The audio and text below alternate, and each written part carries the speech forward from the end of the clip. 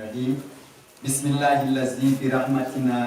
birahmati yanhana nisyana zikrihi. Ide fuɗɗorde inde Allah olanɗo yurmeteɗo ko ka yurmede makko o ƴetti waaju o haɗi yejjitugol fii makko ha perde. Mes frères et sœurs, chers co-religionnaires, au nom d'Allah qui, de par sa miséricorde, nous exècre de ne pas l'oublier. Mansahinani, tazakuruhu nisquratil ibadati pil fawagi, anditugol dey Allah, ko ɗum woni cuucuuru dewal banu adama hara on tigi muyna e ɗum ɗon janɗa tiiɗa. Minne ko anditugol Allah woni cuucuuru dewal banu adama fiyo kelɗo on janɗa. Mo andita Allah wawata rewde Allah. C'est la sève nourricière de la dévotion par excellence. Wa huwa khashyatu bitanfizi ma'murati bishamliha. Ko anditirta Allah na ko ya anditu Allah no wodi ko ya latiniri yamaruyeji makko ɗin fof no ɗi timmini on fof ɗaɓɓa kala ko yamirma kon ɗi fof majji waɗaɗi ko ɗum anditugol Allah. Se rappeler d'Allah s'agit de le craindre en exécutant toutes ses injonctions. Huwa kala ko Allah yamirma kon o yamirima ya moƴƴo e mawɓe maɓe sina ɗum ay heɓata visa aljanna ya ittu sadaka okkora tampuɓe ɓen ɗum ɗo a heɓay aduna e laakara ɓay mo ittata sadaka o heɓata ɓiɗɗo sagata hay koya ugginoɗa tun e ka ɓaawi batal kapiɗa ñamirawa dow ngum e pile tun an tun arɗo wonko yo wiye ala ton ha gayna ñamude wallahi ɓiɓɓe ma ɓe joggata yana mo ittata sadaka o itta heɓata sagata itta sadaka ne adora ne anagol mawmaɓe mbay Allah daali wo yamiren Allah ta na'buda illa iya watte rewsina kanko ko hikkitiɗo wo hay Muhammad o ɓannali ɗon taw woni wa bil walidayni ihsana wondiron e mawɓe mon ɓen no moƴƴiri e ko ɗon noon hulɓinani en buy e men surtout onon ɓe sukaɓe on ɓe ndaaru den lanɗo on ha jakayame on tefa on yurmetake men on ɗoftaki men pourtant ko duwa ɗon min yeddirde wo ko si min inni yo yeddu Allah ɗum ɗon tun duwa ɗon min yeddirde kono on ha jaka wowlete tun ko Allah daaɗi watten fijirkol la taɓullaw ma uffin wata wiɓe bis fuɗɗo to heɓa ben hem ɗum min ganta ɗum e Allah daaɗi wata wiɗu wiɗa anga wi ay nayi anga keɓɗi ha ton a dartike Allah a ɗoftota ko mawɓe maɓe wo hay siko ka église men yahata yo Allah dandu kono o men inni yo yaw wiya baben koyngal ngal no huuɓi goɗɗum no waɗi ko tongilam hande noon wiyata tension ngal on bete wowla ɗum ɗon hara kono wo a dartaki men wa qullahuma qawlan e maysura wowlana mawɓe maɓe si ɓe wowlanima wowa imma turidan anhum sa salan sa ronki jaɓande mawɓe maɓe itti ka ɗaɓɓugol rahmati yurmede mi rabbi kay waɗi ka jomma tarjo hande tanƴiniɗa anga heɓay ɓay kamɓe ɓe deriti fa alors ɓullahuma wowlan ɓe gawlan konngol maysuran wongal modéré newinangol gawlan kariman no wola façon ji buy ka ɓuran kono oɗon pay koye on jaɓani hiɗo yuppituɓe ɗo waɗi criskos ɗo waɗi yenkis hiɗo waɗi ɓoyle hiɗon bewa hiɗon jompa daari ko ɓoyruɗa hoore ma daari ko Allah fowtima woni wa sid fi machi kaya few ka yaaduma wiɗa non mi jompay jompu a jumpu jampannike dina maka koya wonu e wi neaniɗo mawɓe mum ɓe itta sadaka wona aade moƴƴo en noon altruiste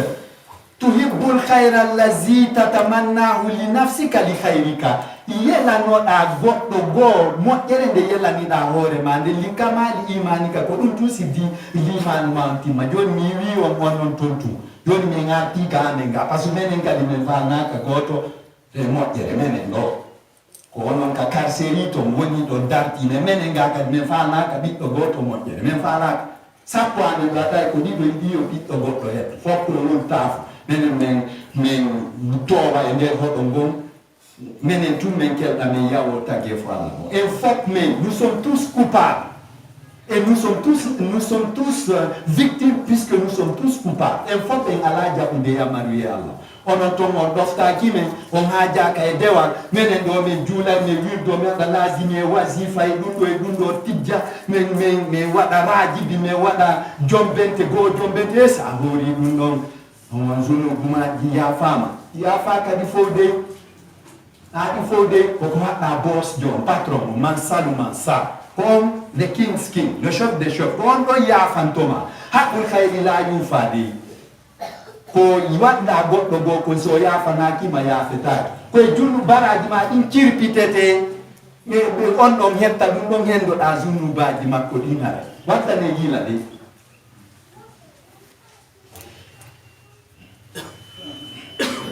Ok, ko emi ko ya dofto mawbe made itta sadaka wona ade moddo tabba barki nunda wona yurmete do goddo mo que la stress d'autrui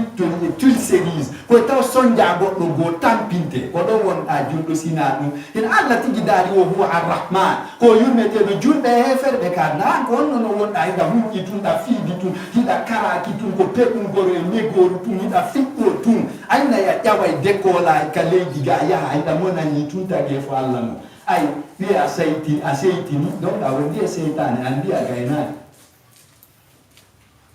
Se rappeler d'Allah s'agit de le craindre en exécutant toutes ses injonctions. Wa bi'tina binawahihi kulliya. Ko Allah kadi andi tirtamu aya huwi kala ko yamirma ko yerutaga ma pottito da kala ko haduma ko kadi. Ay ko don no woni problème. E mu way ko Allah yamiri en kon kono huwen kadi ko hadi en kon. Haray no ay wasa yetti lekkungal meti a bugike e essence boni asayi atu tahabitul hasanat wa taharibuha kama taharibun narul hatab. Mbiji mo idi mbonu idi bonnay idul bay piji mo idi wano yite sunni tafalima hida jokki mo idi foko na jokki bon idi foko ay fusa wadani contrairement wonti à zéro hay fusa wadani. L'islam mutabata bamadi amutabata maforo fara jabata l'islam jabata sida andi tumi da wondi e gotele dido rusha ngena sida wadde andu dun don tum bonni dina makan ka fop aperto zina la même chose sarigatu wujjugo nafidiyaga dartagol mawbe mum be hunjendi ganyanendi détournugol e hoynugol yenna andu dido do sida wondi e dido andude dum to fo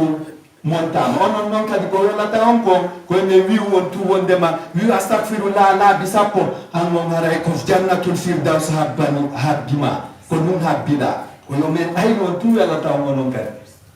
na yawa go kon don tayta ni tro dina kam do tewti men menen ay no min nion min di sifa do fo watawa min non buri min ko 99% min do wondi di hada di do fo ko meni woni ustad be hassane de wajo susa Allah kadi ayaray o wirtata men wona ba men ka tribunal labe do me yi ma gine ka Facebook Allah wirtata men de jokki do min ni wono no ton tewtola mi wa ton tewtola kono terte minni ngena terte ni ayaray ko hakke goddo mo won anyam da etti ko goddo e bayno a jonni goddo. Tu as culpabilisé l'innocent en innocentant le coupable. Abonni. Et oui, zina. Bade take wo watabade. Wobe no nino. Wate njati gi agala gaina. Betiga ondon kadi. Wo betigi on mo benjato ndibilo. Ça c'est formidable. Pai onjati no motunko ha handara yo julali. Pai imo wondi toujours e janaba. Haiso lotori océan Pacifico ko zero pai otulu ka hana tumude otawa dum do ngani na lo na joni o daina memene moko babe ben wonna joni wo yo mentiga mondo andi donc ko fiwa ta Allah Muhammad intervena ne few dum ne wonde men kadi buye amen ay sinen andi hidon jati onon sukabe zonna jogo so ngaddi tumbudi lo nemnem la kaye sa kaye doho men jaɓay nen sa addi goɗɗum men jaɓay na wata koso ina andi di a taw a wokkotoye ɗum a dañoylan 50 ay minen kadi neɗen ɗon boyane ngara no andi bonki kif men jokka ɗum kadi ko tertoɗa gañanendi e hunƴendi e dartagol mawɓe maɗen e détournugol e yennugol mo yennowo dow hunduko makko ko waɗoyte wa hunduko koseeru ñande dargal ko ɗum o yaltirta ka tribunal ko ɗon o yaltirta ñaarego lumbuga ewa koseeru ɓenna a kono ari ko hunduko ma modi kaari joyi ko feppoyna min hari mi yennayi min lappi kaga bonuɓe pooɗi seppoan ko ɓe soɗɗude la ala sa aya yennayi c'est ça. C'est en évitant toutes ces interdictions. Dans Allah dali de la talbisul haqqa bil batili. On a dit si Allah dali wata. Ni de kala malado de watata. Waton ukindir gonga on e fenande dewangal e bonkiki. O beji tino on tadi baade firo bini watton don o ni watal bisula. Wala roba tatumul wala on watta la l'interdiction wala taktumula waton suudu gonga mo Allah yiɗi yo feññina wa antum hara onon ta'lamuna yiɗon nan way ono waɗoɓe nahaw grammaire tout ça la mo firoɓe ɓen ɗo mini la talbisu laqa bil batili oni wa taktumu ko ya wattu o là l'interdiction la conjonction de coordination qui est là vient pour te dire que là on a nahiyaɗa kadi la lettre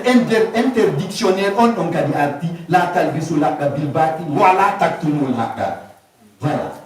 ko noon ka fiɗo ɗo ko ka linguistique wonde yaade par ce que sa wawade fiɗo ngo nga wawata maɗɗagol tun peɓum goro ko fi ko a gueɗal jo alaji mamadou wosa nastadriju men nastadrijantonoɓe min hayso la yalamuna ha kaɓe yalamannaki wa umlila umliyannotoɓe inna kaydi andi matinu no matininen woɓɓe noditi duɓe ko ni ɗoni jangde inna kaydi andi matinu no matininen fon ko geɓoy lacciri e koccoy woni ɗaɓɓude no waɗi kala anda kala no foro faranade e kamino Allah o sa nastadrijum men nastadrijannoto ɓe min hayso la ya'lamun ha kaɓe ya'lamannaki inno ceerno ande le jande de woni min de no newi Allah no andi ko yettude alimi a gaynani kaydi inna kaydi andi matini no matinini waron kata ɗum en haajaka e constitution Allah on kaani Allah en haajaka ko no wadde tum kala si hewtino go tawi adna on faala kan no arde ñaso juulirde den ñaso simin Abdoulaye mi feni ko mi imam ɗo ɗon tigi nunnanala ɗum jinganala waɗa campagne fi yo hewɓuɗo wigol saffa ngara e saffa wata na bappango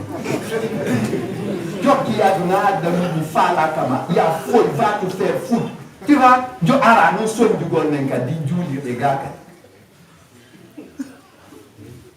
Dieu dit, il nous exhorte de ne pas mélanger le bien au mal. Dans Allah dali, inna man nasiyu ziyadatun fil kufri. Yeddi tu golde Allah. Haray onti gibe dike e kefera. Ko ya andi tu Allah. Eni ko on andi tu gol Allah. Ko wadi gol kala ko wiuma ko yeru ko wawda ko. Totti to da kala ko haduma ko. Il dit, m'oublier, mais la dévotion en régression et mais l'ego en progression. Wa kay degge yalla unde ko gonga. Wa ardu masahati istidadika limaadika mustanidun ila kusri zikrika rabbika. Parcelle. Yajendi parcelle prépara nagol ma fila karaka hota tadon. Ko tippi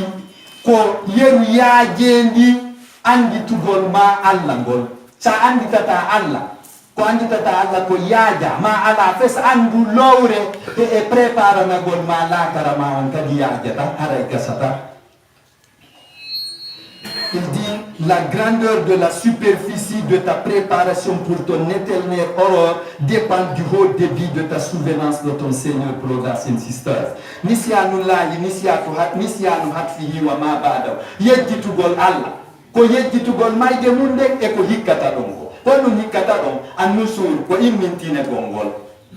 ɗum ɗon ko ɗo yo a plafonir pide ɗen mun ka Mini maître Saïdou, c'est un grand soudeur, taulier, soudeur de Keldoube. Quand on a mot, il est fait de baffe, donc, quand on Azaraïl ou Nata, on sort la won qui on dit. And tout non, ça y est, giti Allah, tout a yet gitaï maï demandé, a yet gitaï ko hikita ta onko. Ni fili to tu andi tu gol Allah, ko ya wat gol ko ya mirma ko wa ta ko fo potti to ta ko haduma ko wa ta ko fo ko dum gondi. Andi ta in min tinte anya wete sitawi abonni a lettete wala mo khisa fa boto ala mo yejjita Allah tu yejjita e dum no oublier Allah c'est oublier sa révérence et post révérence jawaba fa wasbun fil ma'azali no ay wasa iu kaweyo yotida tawsi ahisata chute libre c'est sauter dans l'espace ni alate fa nafzun fi hatki saadati fi manfaat iblis al-la'in sa yejjiti Allah tu haray atil fayoni malal mangal e profi shaitan haray ko shaitan yettuma golle hida tilfude malal mangal darna suudu malki se gol mangol sumoy gol mangol. C'est agir au détriment de son propre bonheur au seul profit de Satan le maudit. A real stupidity, brothers and sisters. Don't forget your worshipper at all. La tu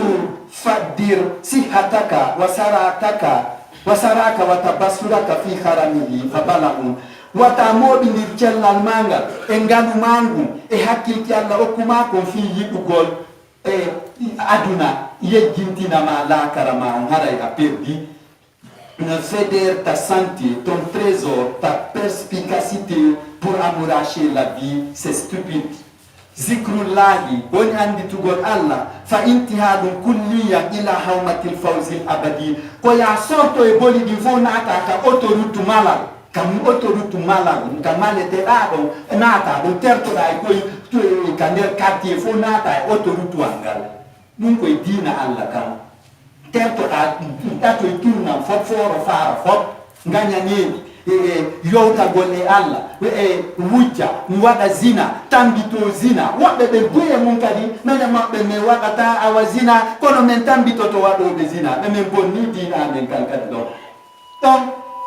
c'est parce que da atude jiwo ma on yalti day gorko do ma gorko nati day jiwo kama tu vois nada go di dan ketchan diway si dan di dan particulièrement a fama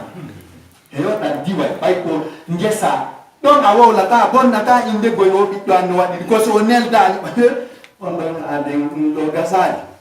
ay don ki ni do dabba do mawdo ronki tudo o faabo ta ko lan fi layya anda se addana kala ya bay tuni da yidi bonki nafata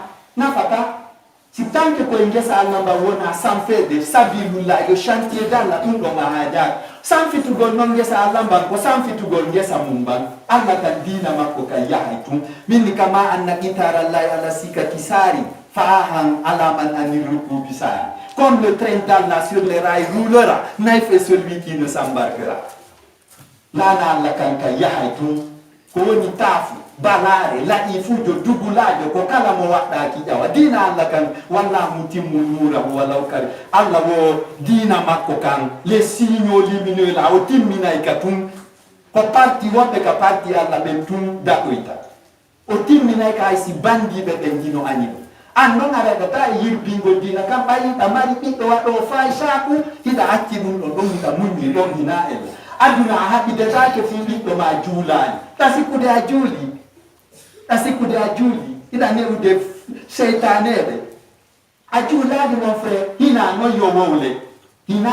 ko en dayni dir do tum awadi do wazifa on haray fima on lanni jawharatul kamal sa jawharatul kamal do buri sa jangwa Quran an no won ko nuno la huli wa ta'ala ti taggan do engangal wallahi billahi ko banu adama motini o wadi du'a ko rewo walla d'accord o wadi du'a wodum no sa wadi jawharatul kamal lawbi ne wotere hino buri wo kanimo nom de Dieu nous ne faut que figue ko yadu ko acte Daniel Allah ko jippine Muhammad sallallahu alaihi wasallam pendant 23 ans wo sa wadi jawharatul kamal no buri dum ko foro ko acte rewen Allah kono kori acce yawagol Allah wate natu ka surface Allah kori ko hadi jawharatul kamal julire awa wade vontinire jawharatul kamal o fati on jawharatul kamal kori acce wata Allah halkure kori acce jawharatul kamal no fota no ebbondira e toɓɓere wotere ka Qur'an ko bon adama moƴƴi yo du'ore sino welama du'orgo c'est très bon wata goto critique kono ƴettu tertu na Allah te la kiñala Allah eɓɓinirtaki hay fus dalol makko ngol hay fus eɓɓinirtaki ko mon frère kodi accu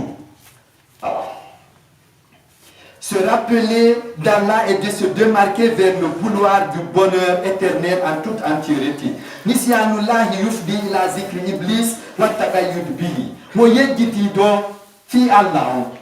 Ɗum ɗon naɓay mo e anditugol seytane huma ɓoggol ɗo wiya seytane ɗowɗum. Sa yejjiti fi Allah tun ko seytane anditata. Ko ɓeɗo mari partiji. Ɓe ɗiɗo. Allah e seytane mari partiji. Sa yejjitiɗa tun ko ɗa yarata. Haray non a humi ɓoggol yo ɗoɓe o huwa ma ko faala. Oublier Allah mène vers la souvenance d'Iblis et de se faire guider par lui. Wole de nanara de it's that one ko ɗum de sa yejjiti tun Allah donc ala wadde ko haɗu yamirma kon accitali ko haɗuma kon andu haray a jatike cheytane on ɗon ko perdinowoma fawra isim fal istibda'u fi madrajil isyani wal kusran bi non ka tawata a yejjiti Allah ɗon anditi cheytane haray a naati e nder piste yeddugol yamari Allah a naati e nder piste perdi garbatirma on ko ka jahannam. Dès lors, c'est s'introduire dans la piste de la mécréance et de la perdition. Avoid that bad way, brothers and sisters. Wal istihkamu bil awsani wa shirki. Haray don ko hoddirantama ko sanamuji ɗin hoddirantama sa yejjiti al anditi sheytan yo sheytan on go ɗowete kisan mbiɗon ko sanamuji ɗin haray fewjantama ko sirkugol fewjantama wirgol ɗum ɗo woniri ni a hande ko ñalade kaarire yaltetake yaltetake donc anga heɓi change o kodduru e Allah on mino woɓɓe mum enna wo koya yaaru arriére yaltuɗo arriére no heɓoya goɗɗum arriére ɗum no waɗe yaltaɗa feɗe tiwa wala tun ustaz Hamid go be batige go wahabiya yaga ay tuma ko sana mo on tuma few jantama ko shirka duma nan toma be watte te kisamba kawo haray don ladni sentir seytano o jonna dum do équipe ma bonde ko be andi tiro yede c'est ça ba kawo e piɗi ga ngada ha de be soccaw ha ko lubu ko nyandano ko wiete loto da ko badi do ma ko di awonira e yimɓe ɓe siɗa ɗuuɗi haɗi wiye bos jo wallahi si a holori Allah he fi Allah drogore la ilaha illallah muhammadu rasulullah sallallahu tarawna ajaba o yiyay kaare o accay noon o folo fala ni reway Allah kono a ɗum ɗo hawrana lanno Allah woni waɗirde ɗo ni ɗonɗo no wawma darande kodduruye daranama fi Allah goɗɗum ñawmi ndaroyo fi o business ya a fuɗɗide business Allah jogi fof mini ma o innima ya toromo yo faaline ko faala ko fiwata faale ma ko faayodire faale ma o ɓayru faale teɗo faale take faale o faale fewa si fewodira ale faale makko ina o mbiyama joni yaka cheytan yaha karamo ko batini andi min toragol giɗo Allah go yo toranoma do a ɓay mo weldi Allah y a pas de problème kono noon a welda e Allah kadi a hoolorta on kadi goy sasa sa torike mo a innimo yo toranoma o torike ma in toranike ma une fois deux fois règle ay tun a yeggita e Allah kisa wiya ko on ɗon kañum gaynata go ustad amide ɓen noon sa yewti ka maɓɓe ara ya ɓurtini ɓallata ara ya ɓurtini ara taw mi moñi o dépense ma mi jonnatan si fati waɗuwata o hot na hewtike e Allah dina a ɓurtinani ɓe mi sañdetego aseke i gaynanaɗi hoore am mi weelete mi nawnayi mi maayay ko ɗum wono talan an kadi a weelete a nawnayi a maayay benillah Allahu la ilaha illa huwa Allah o wembudo kon mo wembidi lanna ko bayru kanko ma khuli ka tagaka wa makhtala ka tagitaki ko woni wembudo ko ngani rewde la ilaha mo fi mu wembigo ala illa wa sonaka ko mo fi mu wembi on handa he jokkude rewa toroda en toro dira dua c'est bon kono fo do tawa rewa an wata si ko anata e foro fara ga na wiya da yawde ka wali yuju Allah bay dum kan no existe yibbe anda go no wodi kono den gaynan tam wiya an joni ko a wadu bom kiki anna ba dossier ka on don on na daga biro Allah ya ta Allah no andi on bo jeyo dossier ya ta mon frère a fait wa la ba posna ta ka boulevard wi Allah wel don maleda aduna elaka. Il s'agira de se faire légiférer par l'idolâtrie et le polythéisme. Perdibale, the biggest losses, brothers and sisters. ولخوف شهادة دكانة أمريكا في المخيمين اذكر الله. كجرو عندي في الله. إكواتا وكواتا في وتفيما نبتو أدنى إلاكا. سنا نبتاي. Nipitai, arai againani, goddo gainan tama, goddo sa haɗi de o patron do a perdi.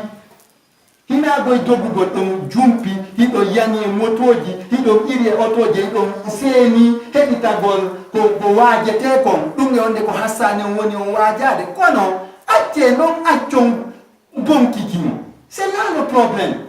Et nous sommes dans toutes les sauces. Adi ka lazimi wazifa on tigihino do sa ye ka shirku on tigihino do ka tambita gol wado wozina on tigihino do tu vois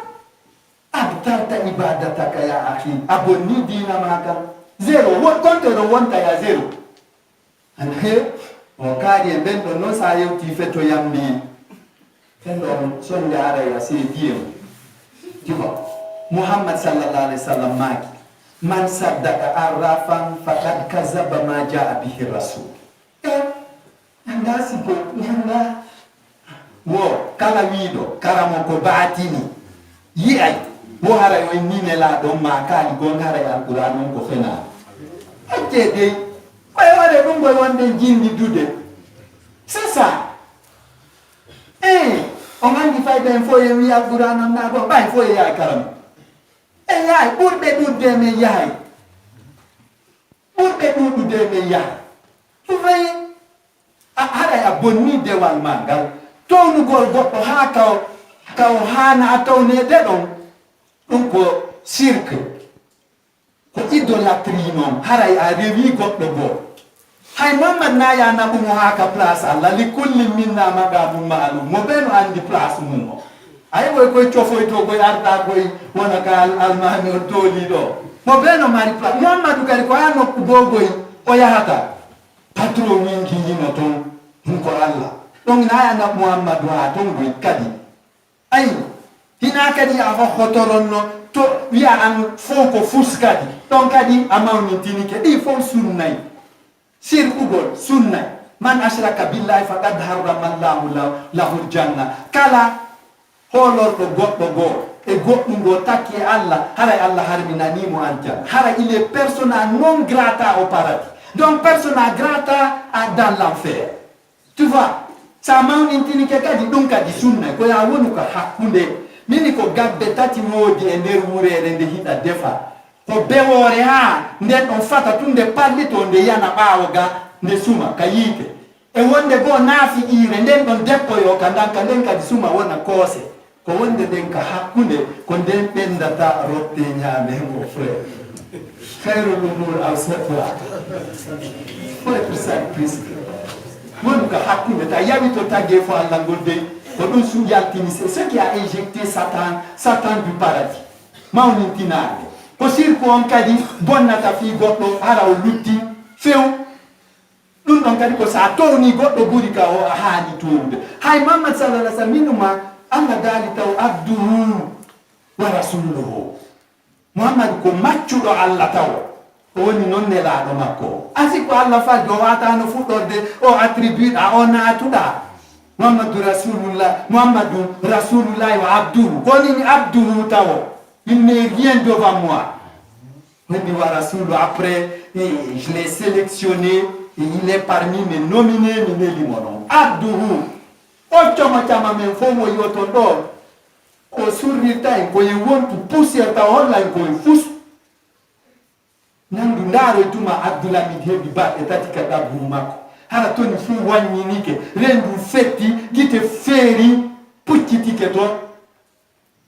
ko don Allah e tokki ko do bayarida akelbi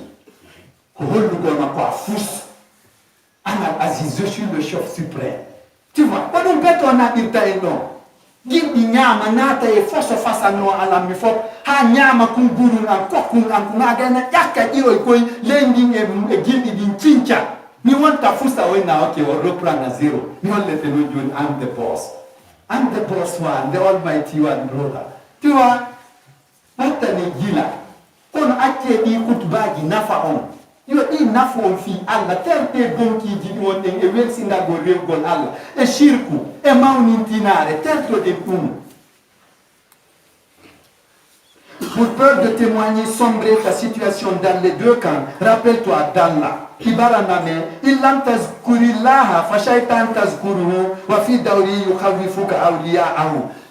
wa tabsulullaha wa tasfutu subuta sa andi tali Allah wi ko shaytan andi tata kanko non ka tour makko o geray kala keferu hula kefera ala susta wol de gon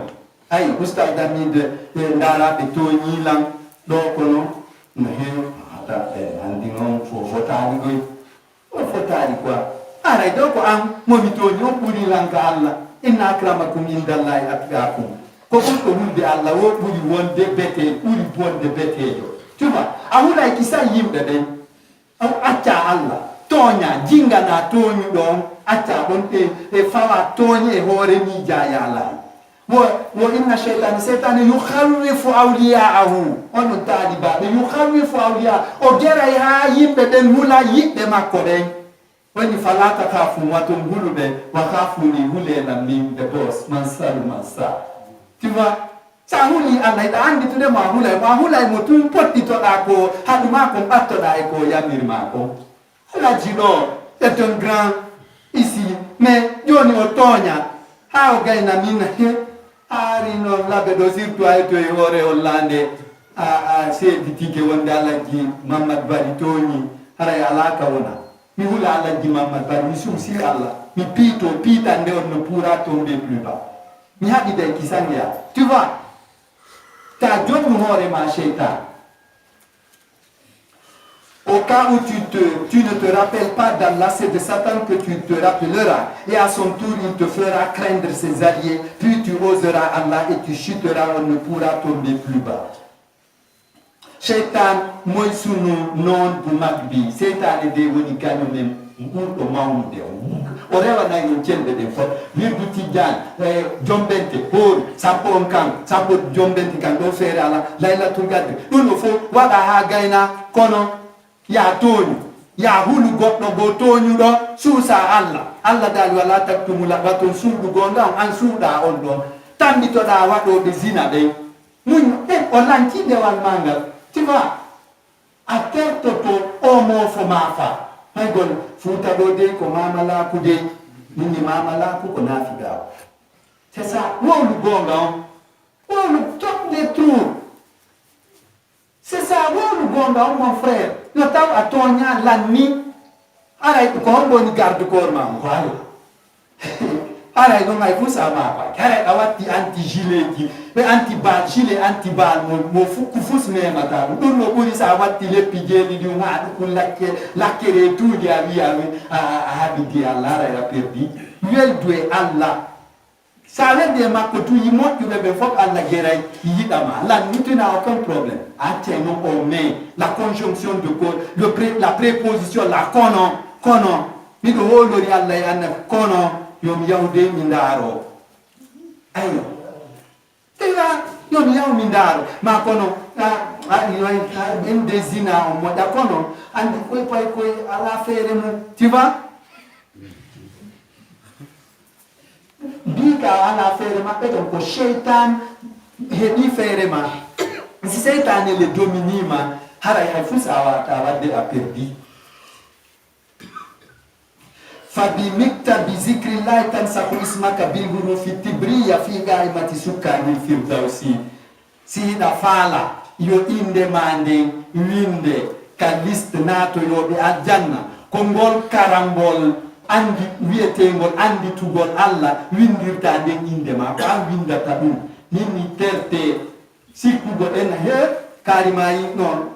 dari jamawi on do mo ya forte sabu ben ki to le di